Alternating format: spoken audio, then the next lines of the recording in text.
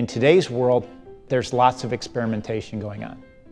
For every success out there, there's hundreds of failures, but those successes can very rapidly scale in today's world. Innovation is really the starting point for transformation. Transformation is not about taking current state and just perfecting it.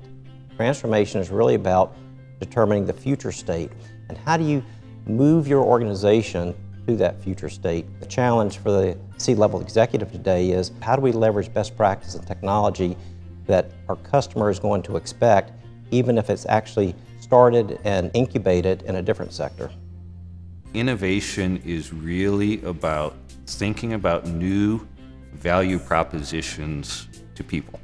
If I've been in an organization and I've spent 20 years learning how to manage against an existing set of value propositions, it's really hard to get way outside of that envelope. I can do incremental innovation, but step change innovation becomes very hard for people who have grown up inside of an organization. We believe that clients need to be mining weak signals in the market. And what we mean by that is that they need to be looking at all corners of the ecosystem of where things are occurring. If you looked at the way that teenagers in Japan were using their mobile devices 10 years ago, you actually could have predicted a lot of what's going on with the mobile channel right now.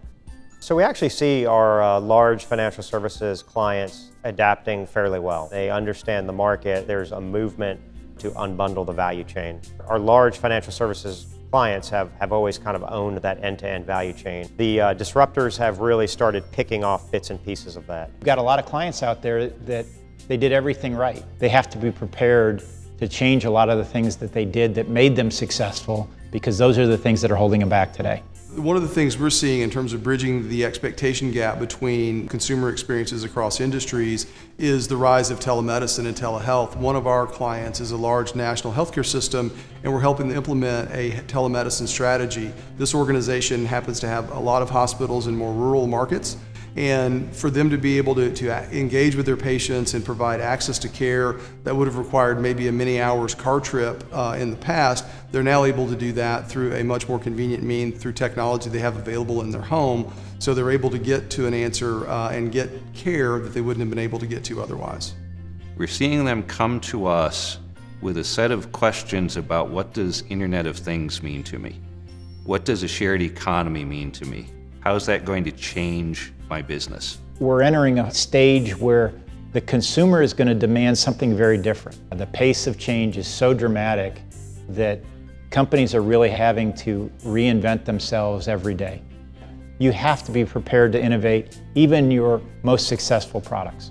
So a lot of small startup companies are really posing significant threats as well as significant opportunities for our clients. Should our clients therefore start to buy some of these startup companies?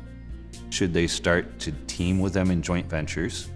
Should they retool their whole internal innovation process to try and out-innovate the Silicon Valleys and Berlins of the world? It really requires a new operating model that allows for multiple clock speeds of innovation.